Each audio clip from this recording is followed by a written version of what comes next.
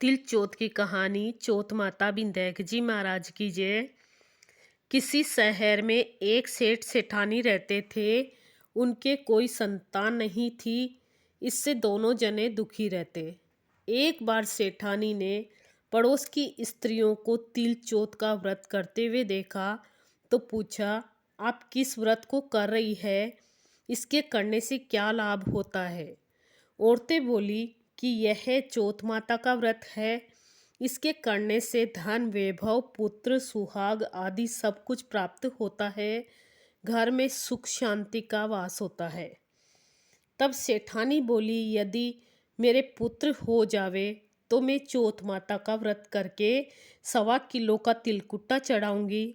बाद में वह गर्भवती हो गई तब भी भोग नहीं लगाया और चौथ माता से बोली, हे चौथ माता, यदि मेरे पुत्र हो जावे तो मैं 2.5 किलो का तिलकुट्टा चढ़ाऊंगी।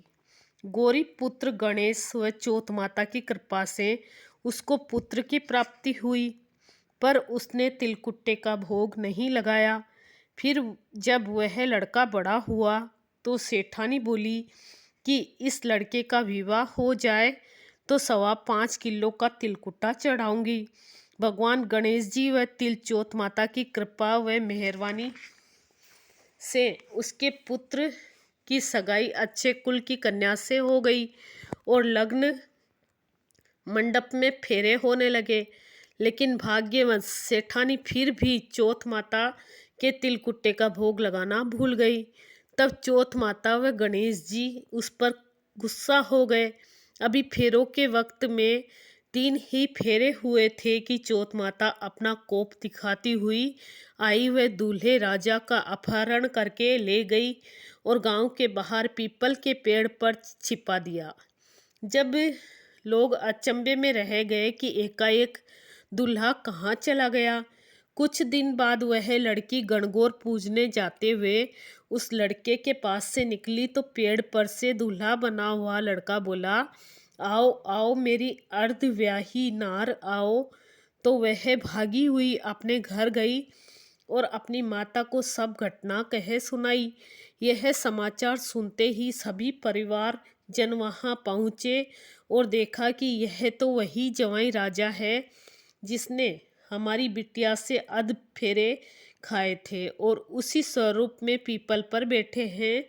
तो सभी ने पूछा कि आप इतने दिनों से यहाँ क्यों बैठे हो? इसका क्या कारण है? जमाई राजा बोले, मैं तो यहाँ चौथ माता के गिरवी बैठा हूँ। मेरी माँ से जाकर कहो कि वह मेरे जन्म से लेकर अभी तक के बोले हुए सारे तिलकुट्टे का भोग लगाकर और चौथ माता से प्रार्थना करके क्षमा याचना करे जिससे मुझे छुटकारा मिले। तब लड़के की सास ने अपनी समधन को जाकर सारा हाल सुनाया। तब तो दोनों समधनों ने 1.25 मण का तिलकुट्टा गणपति भगवान व चौथ माता को पूजन करके भोग अर्पण करके क्षमा याचना की। तो चौथ माता ने प्रसन्न होकर दूल्हे राजा को वहाँ से लाकर बैठा दिया। वहाँ वर वधू के साथ फेरे पूरे हुए और वर वधू सकुशल अपने घर के लिए विदा हुए। चौथ माता की कृपा से दोनों परिवारों में खुशहाली हुई।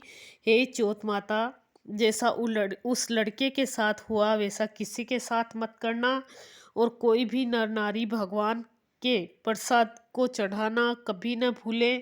गणेश भगवान। तिल चौथ माता की जय। तिल चौथ माता की कहानी सुनी। जय श्री कृष्ण।